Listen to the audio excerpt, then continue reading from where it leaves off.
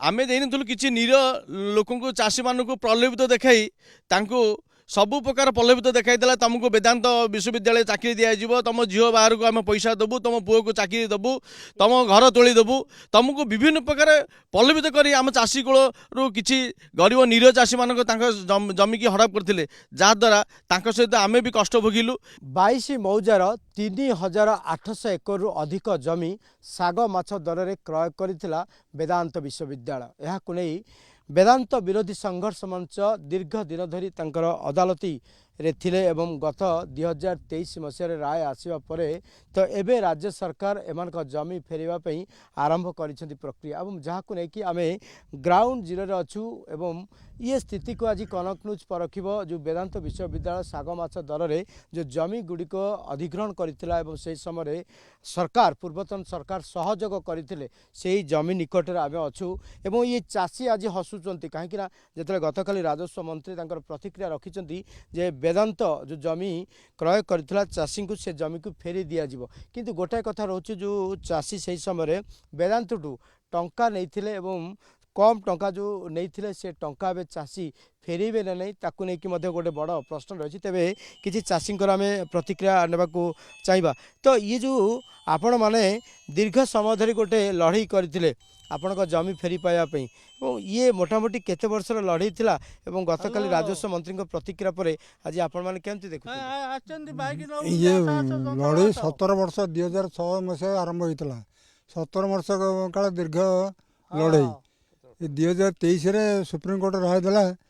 जे आक जमी चाषी की फेरे दि जाऊ। बर्तमान समस्त चाषी फेरस्त मोहन सरकार पर समस्त बर्तमान खुशी जे जमी लोक फेरी पाइबे।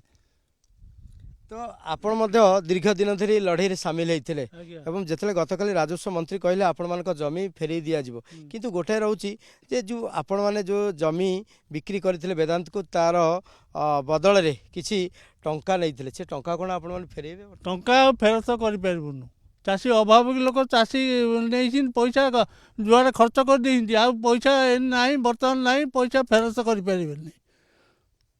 पैसा फेरस्त कर देखुं ये तो साग मछरे पैसा देते पैसा केमती फेरबे पैसा दबार चान्स ना बिल्कुल पैसा दे पारे बिल्कुल जो अभाव अनाटन भितर चाषी बंदी सब अच्छा से तो दीर्घ 17 वर्ष है भोक उपास रही बर्तमान पैसा देवे कौटू आने से देला भाई अवस्था ना। तो देखो जो भाव में समस्त प्रतिक्रिया नौले समस्त से गोटे कथा रोचे जो दीर्घ वर्ष काल से जमी हरई थे एवं ये फसल करूनଥିଲେ ये गोटे गोचर जमी भाई पड़ी रही है जिते जमी गतकाली राजस्व मंत्री जो कहते आपण जमी आपको फेरी दि जाव से समय गोटे खुशी माहौल रही।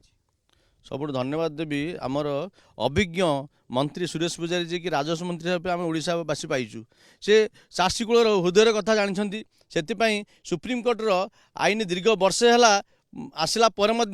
ये गत सरकार किसी कर्णपात करूला जहाँकि से काली टीवी बाइट्रे आम देले चाषी मान दिने 2 दिन भीतर मु प्रक्रिया आरंभ कर चाष जमी फेरबे किंतु दुखर विषय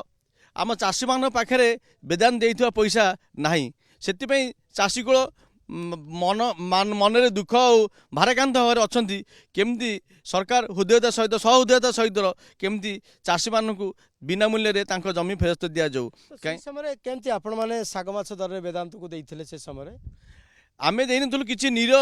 लोकंकु चाषी मानकु प्रलोभित देखाई तांकु सबु प्रकार प्रलोभित देखाई देला तुमको वेदांत विश्वविद्यालय चाकरी दिया तुम झील बाहर को आम पैसा देबू तुम पुओ को चाकरी देबू तुम घर तोली देबू तुमको विभिन्न प्रकार प्रलोभित करी आम चाषी कूल रु किछि गरीब नीर चाषी मानक जमी की हड़प करथिले जहाद्वारा तांको सहित आमे भी कष्ट भोगिलु आ दीर्घ 17 वर्ष काल माने लोकपाल ठू सुप्रीमकोर्ट पर्यंत आमे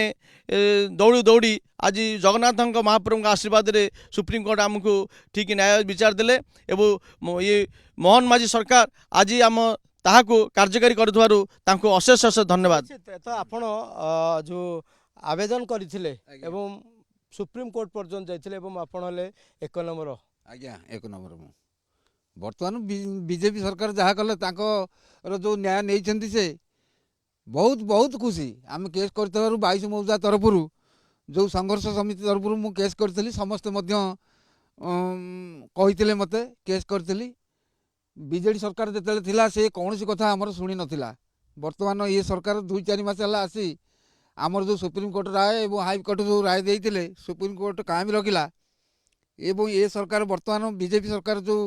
ମୋହନ ମାଝୀ ମୁଖ୍ୟମନ୍ତ୍ରୀ ଅଛନ୍ତି ମାନ୍ୟବର ମୁଖ୍ୟମନ୍ତ୍ରୀ ଏବଂ ରାଜସ୍ୱ ମନ୍ତ୍ରୀ ସୁରେଶ ପୂଜାରୀ ଯେଉଁ ଷ୍ଟେପ୍ ନେଇକରି ଆମ ଚାଷୀକୂଳଙ୍କୁ ଜମି ଫେରାଇବେ ଆମେ ବହୁତ ବହୁତ ଖୁସି ଅଶେଷ ଅଶେଷ ଧନ୍ୟବାଦ ତାଙ୍କୁ। ତ ନିଶ୍ଚିତ ଭାବେ ଆମେ ପ୍ରତିକ୍ରିୟା ନେଉଥିଲେ ଏଇ ଚାଷୀଙ୍କ ମୁହଁରେ ଆଜି ହସ ଫୁଟିଛି କାହିଁକି ନା ସେମାନଙ୍କର ଜମି ଫେରି ପାଇବେ ଏବଂ ଗତକାଲି ରାଜସ୍ୱ ମନ୍ତ୍ରୀଙ୍କ ପ୍ରତିକ୍ରିୟା ପରେ ଆଜି এই ଚାଷୀ କୂଳ ସେମାନଙ୍କ ଜମି ନିକଟକୁ ଆସିଛନ୍ତି ଏବଂ ତାଙ୍କର ଜମିକୁ ମଧ୍ୟ ପରଖୁଛନ୍ତି। ତେବେ ଇଏ କାର୍ଯ୍ୟ କେତେ ତ୍ୱରାନ୍ୱିତ ହେବ ଏବଂ ଦ୍ୱିତୀୟ କଥା ରହିଲା ଯେଉଁ ଟଙ୍କାର କଥା ରହୁଛି ଯେ ଏମାନେ ବର୍ତ୍ତମାନ ଟଙ୍କା ଦେବା ପାଇଁ ସକ୍ଷମ ନୁହନ୍ତି ତେବେ ରାଜ୍ୟ ସରକାର ୟା ଉପରେ କ'ଣ ବିଚାର କରୁଛନ୍ତି ତାକୁ ନେଇ ଏବେ ସମସ୍ତଙ୍କର ନଜର।